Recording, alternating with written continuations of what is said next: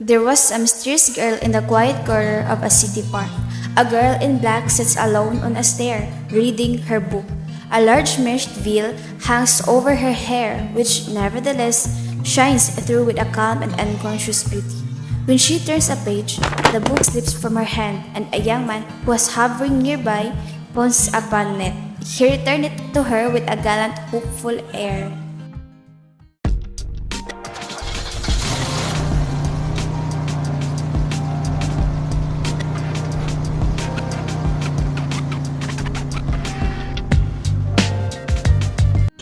Oh, thank you. Nice weather we're having. Yes. Well, You may sit down if you like. are you sure? I don't want to interrupt your reading. Really? Sit. I would like very much to have you do so. The light is too bad for reading. I would prefer to talk. Well, if you insist. You know, you got to be the sunniest girl I've ever seen. Honest, I had my eyes on you since yesterday. Yesterday? Didn't know was molded over those pretty lamb of yours, did you? Honestly. Whoever you are, you must remember that I'm a lady. I will excuse the remark you have just made because the mistake was doubtless not an unnatural one in your circle. I ask you to sit down. If the invitation must constitute me, your honeysuckle, consider it withdrawn. Sorry, I'm sorry. I didn't mean to offend you though. I thought, well, there's other girls in this park, you know. That is, of course, you know that, Abandon the subject, if you please. Of course, I know. right? Now, tell me about these people passing and crowding each way along these paths. Where are they going? Why do they so hurry? Are they happy? It is interesting to watch them, isn't it? The wonderful drama of life. Some are going to suppers, some are to other places. One can't help but wonder what are their histories are. Yes, how fascinating they seem to me. Brushing about their petty little dreams and their common worries. I came here to sit down because here only can I be near the great, common, throbbing heart of humanity. My part in life is cast where its beating is never felt. Can you surmise why I spoke to you, mister? Packet Stalker. And your name? No, you would recognize it immediately. It is simply impossible to keep one's name out of the papers, or even one's portrait. This veil, this dress, my maids, of course, are my only protection. They furnish me with an incog. You should have seen the chauffeur starting when he thought I didn't see. Candidly, there are 5 or 6 names that belong in my holy of holies, and mine, by the accident of birth, is one of them. I spoke to you, Mr. Stockincott. Packet Stalker. Mr. Parkenstocker, because I wanted to talk for once with a natural man, a real man. One unspoiled by the despicable gloss of wealth and supposed social superiority. Oh, you have no idea how weary I am of it. Money, money, money. And of the men who surround me, dancing like the marionettes, all cut from the same pattern. I am sick of pleasure, of jewels, of travel, of society, of luxuries of all kinds. I always had an idea that money must be pretty good things. A competence is to be desired, certainly. But when you have so many millions that it is the monotony of it that palls. Drivers, dinners, theaters, balls, suppers, balls, dinners, and more balls. Followed, of course, by dinners, suppers, with the gilding of superfluous wealth over it all. Sometimes the very tinkle of the eyes in my champagne glass nearly drives me mad. You know, I've always liked to read up habits of the cost of wealthy class. I consider myself a bit of a connoisseur on the subject, but I like to have my information accurate. Now, I have found that the opinion that champagne is cold in a bottle and not by placing ice in the glass. You must understand that we of the non-useful class depend for our amusement upon departure from President. Just now, it is so fun to put ice in champagne. The idea was originated by a visiting prince of Tartary while dining at the Waldorf. It will soon give way to some other whim. Just as, at a dinner party this week on Madison Avenue, a green kid glove was laid by the plate of each guest to be put on and used while eating olives. I see.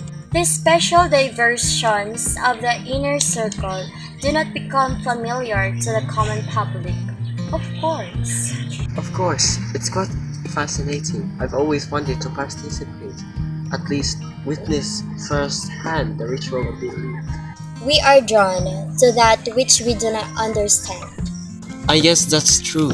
For my part, I have always thought that if I should ever love a man, it would be one of lowly station, one who is a worker and not a drone. But, doubtless, the claims of castle and wealth will prove stranger than my inclination. Just now I am deceived by two suitors. One is Grand Duke of a German principality. I think he has or has had a wife somewhere, driven mad by his intemperance and cruelty. The other is an English marquis, so cold and mercenary that I prefer even the diabolic nature of the Duke. What is it that impels me to tell you these things, Mr. Parkinwalker? Parkinsucker. I don't know why you should bare your soul to a common man like me, but you know, I can't know how much I appreciate your confidence. What is your line of business, if you don't mind my asking? A very humble one, but I hope to rise in the world someday. You have aspirations? Oh yes, there are so much I want to do. I admire your enthusiasm.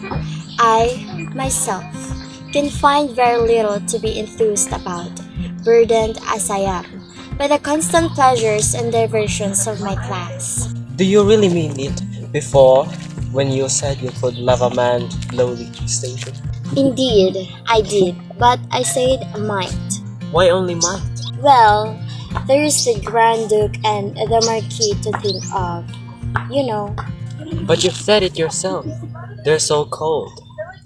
I am sure you understand when I say there are certain expectations of a young lady in my position. It would be such a disappointment to certain members of my family if I were to marry a commoner, as we like to call them. You simply cannot imagine the scandal it would cause. All the magazines would remark upon it. I might even be cut off from the family fortune. And yet, no calling could be too humble were the man I loved all that I wish him to be. I work in a restaurant. Not as a waiter, labor is noble, but personal attendants, valets and... Not a waiter. I'm a cashier in that restaurant over there. That one there? Are you sure? Quite sure.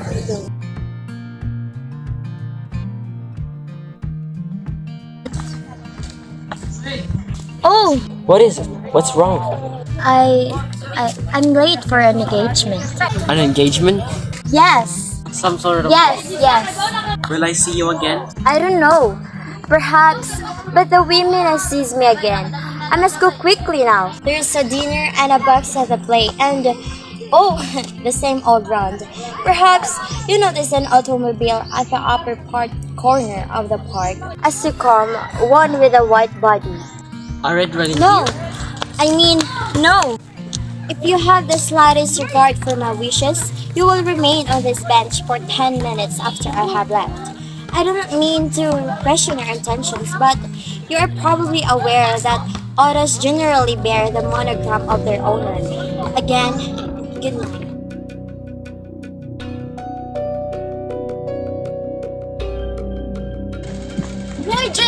Marjorie Parker, what on earth are you doing in here? To whom are you speaking, madam? To whom am I? To you! What do you think, you ninny? Then I'm sure I don't know what you're talking about. Your shift started 15 minutes ago. Mr. Will responds in a rage. This is the third time this month you've been late. Get yourself over there and into uniform before he cuts you loose. Go on now. I know you can't afford to miss a paycheck. You must have me confused with someone else. Confused with? Why Mary Jane Parker? We've known each other for almost 3 years. You swapped shifts. Have you been drinking? But why are you wearing that ridiculous veil? I'm sorry, Mr. Parking Blogger. Parking stalker. Parking stalker? Yes, parking stalker. As in the parking stalker from the society pages? The society pages? I will only so fortunate. You must excuse me. My chauffeur is waiting. Chauffeur? What kind of crazy airs are you putting on? You've never had a chauffeur in your life. You don't ever own an automobile. I do so. Since when? Oh, get away from me. I don't know you. Don't know me? You've been drinking. I'm gonna tell your mother.